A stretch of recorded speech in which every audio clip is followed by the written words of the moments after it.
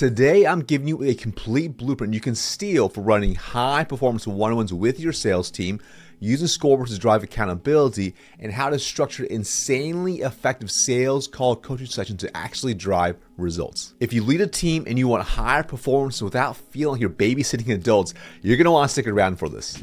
Hey, I'm Marcus Shen, sales trainer and coach of some of the fastest growing companies and reps in the world, and just finished a coach call with a sales VP at a $35 million a year company this week, and we laid out exactly how to systemize leadership to drive results.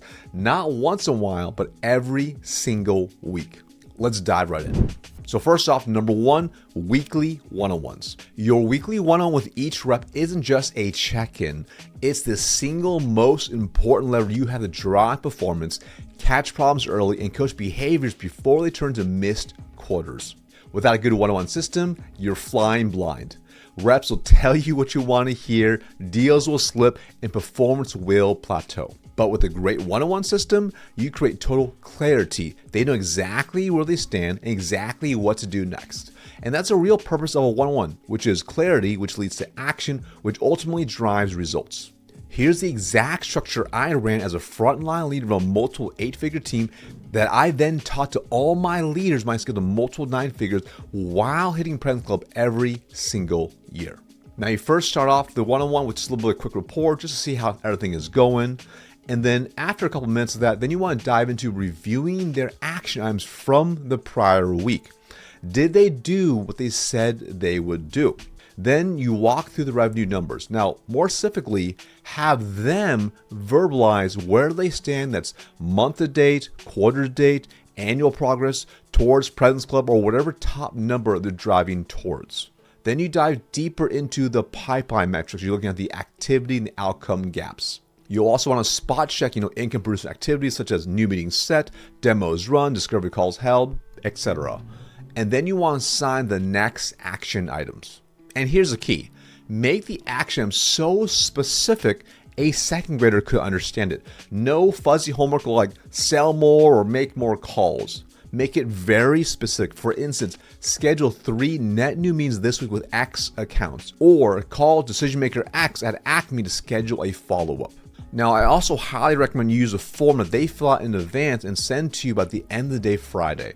Like you see on the screen for the one I custom built for one of my clients, it's really simple and should take no more than 5 minutes to actually fill out. The act of actually filling it out drives self-awareness and accountability. Then after the one-on-one, you can save and send it back to them with the new week's action items.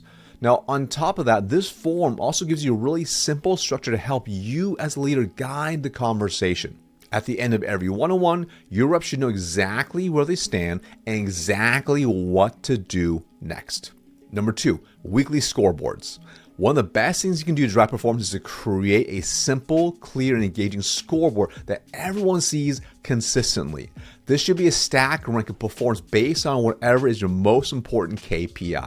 For instance, let's say it's attainment percentage. That means every week you're sending out a screenshot every Monday with who is ranked at the top. Now, this isn't to shame people, but it's designed to help drive visibility and accountability while creating a culture of competitiveness. And competition is really good. It drives performance and innovation. Here's an example you see on the screen. It doesn't have to be fancy, just a simple screenshot in Slack or email to celebrate the top performer stack ranked month to date or quarter date that's sent every single week as a cadence. Everyone sees where they stand, that's the good, the bad, or the ugly. And visibility drives behavior. These simple scoreboards turn invisible problems into visible action. Number 3, sales call shadowing. This is where the magic happens. Now, sales call shadowing is not about playing gotcha. It's about coaching in the real world when it matters the most. This is critical for their development. Now, here's how to set it up. Each rep knows when you're planning to shadow, so plan your month in advance so they have calendar invites for a half a day together. This allows them to plan effectively to make it highly productive. Here's what I did to make sure it's really productive. So first off, I sent off the invites by the 25th of the month for the upcoming month. So they had it in their calendar and they had time to plan to make sure it's going to be really effective. And second, I required an agenda for the half day. It would list out the details of every call that I'm joining, Who's a customer? What's the objective? Where are we in the deal? Just the core details is really important for you to understand. And there's a minimum of 3 calls booked for that time. I'm gonna say it again. There's a minimum of 3 calls booked for that time together. If they were an SMB rep, that's 3 brand new prospects. These should be discovery calls or driving new pipeline. If it was mid-market or enterprise, it's still 3 calls, but 1 minimum that's brand new and 2 that are mid-cycle in the process. This intentional structure allowed me to see live how they do things. The agenda would also have backup plans listed out as well in case meetings ran short, got canceled, or if they no-showed. For instance, this could be a list of 30 prospects that the AE would then do a cold call session live with me on to coach them, 5 call recordings to dive into and coach on together, and topics to discuss to help improve performance. I know what you're thinking. That sounds pretty intense, but here's the thing. I'm going to invest 4 hours of my time with them. So it's my ultimate goal to help them advance their sales skills and progress deals forward. This makes them better in the long run and shows you truly care about their development. And remember, your number one job as a sales leader is to help your team be successful, because when they win, you win as well. Now, one thing to note that I coached my sales manager on was this.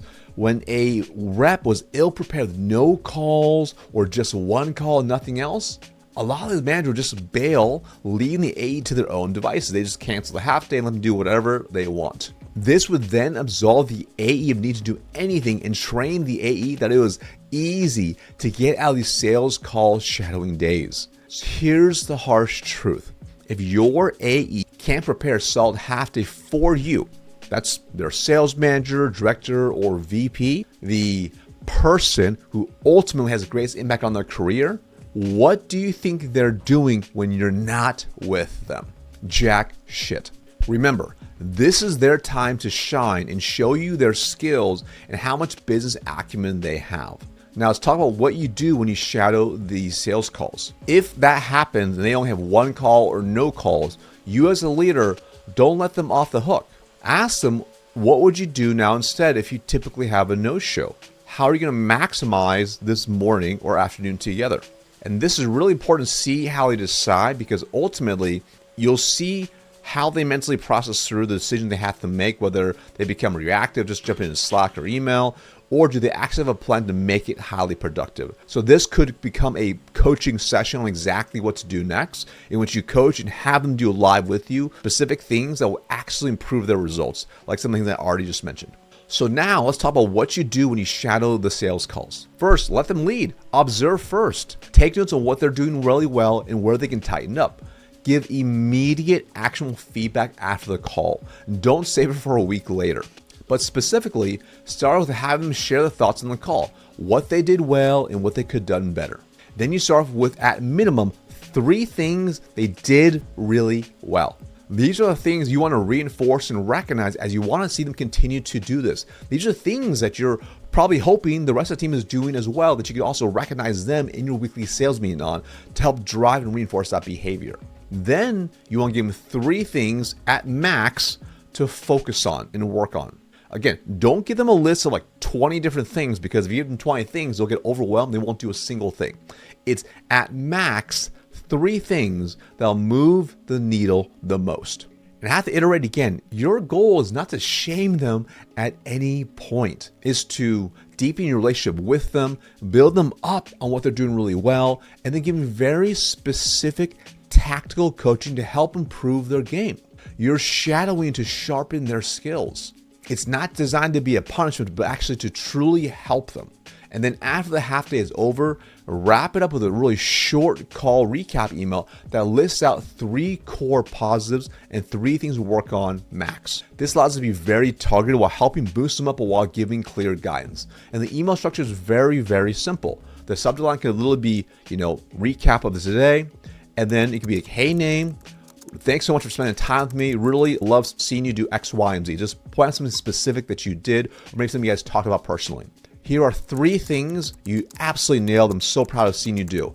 number one, number two, number three. Just list out those exact things. And then list out the opportunities next, which say, here are 3 things I'd like you to focus and work on, which is going to help you achieve whatever desirable result that they're driving towards. Number 1, number 2, number 3. It was great spending time together. I'm looking forward to our next half day together in a couple of weeks. Have a great rest of the day. Boom. I also recommend blind carbon copying yourself and saving that email now, as you can then reference it on your next sales call shadowing day to see how they progress in the areas you coach them.